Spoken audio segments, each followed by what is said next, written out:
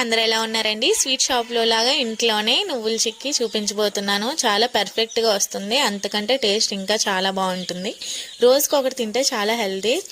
ఒకసారి ట్రై చేయండి. ప్యాన్ పెట్టుకొని 1.5 కప్పుల వరకు నువ్వులు వేసుకొని మీడియం ఫ్లేమ్లో నువ్వులు చిటపటమనేంత వరకు బాగా ఫ్రై చేసుకోండి.